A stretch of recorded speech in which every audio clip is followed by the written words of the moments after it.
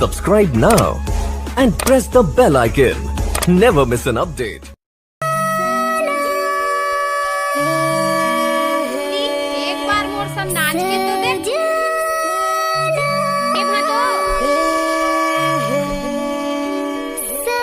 अच्छा कहीं बात है समाथस रे निपोर के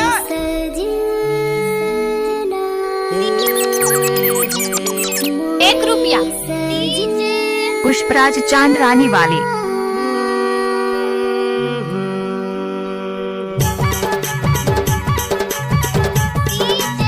पुष्पराज चांद रानी वाले।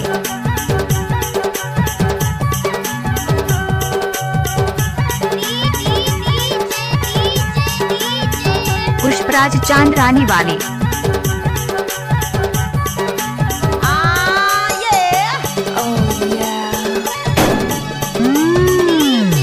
पुष्पराज चांद रानी वाले।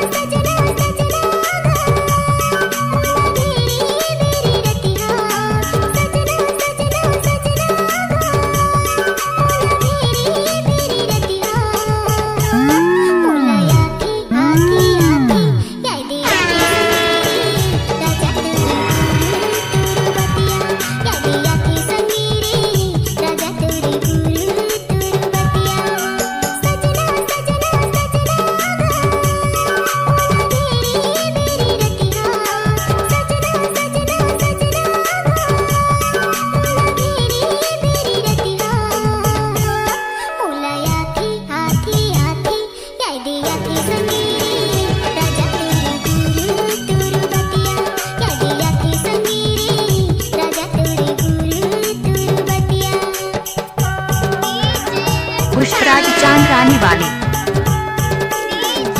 पुष्पराज चांद रानी वाले।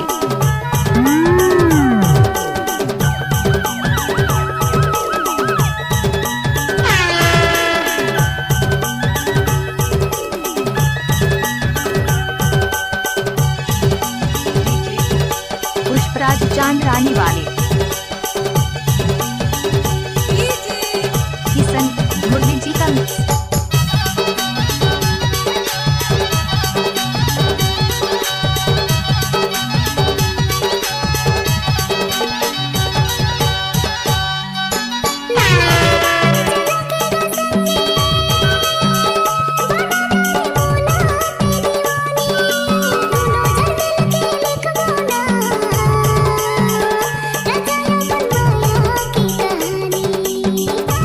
आप सुन रहे हैं डीजे छोटा धुर्वी का मिक्स।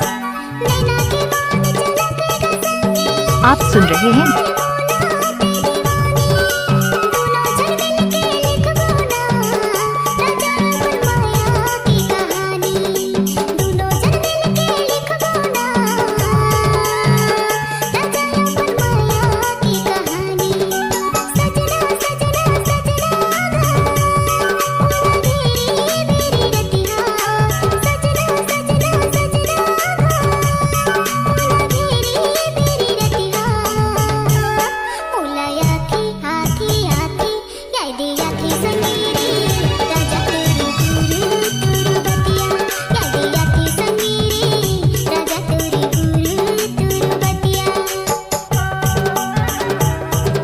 आप सुन रहे हैं डीजे छोटा धुर्वी का मिक्स।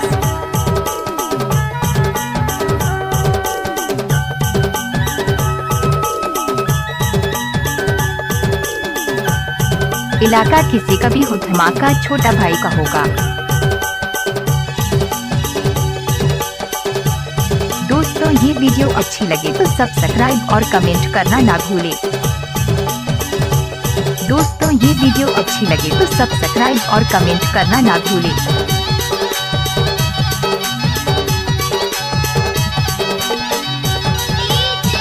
पुष्पराज चांद रानी वाले।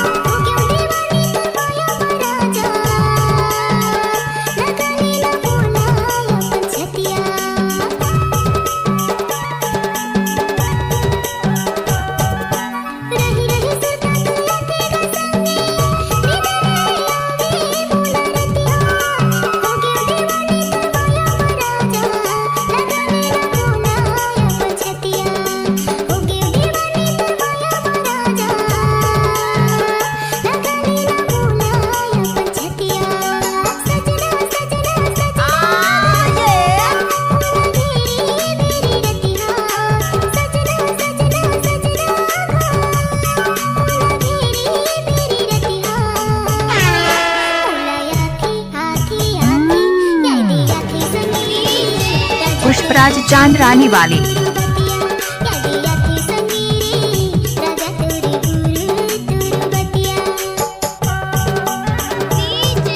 पुष्पराज चांद रानी वाले।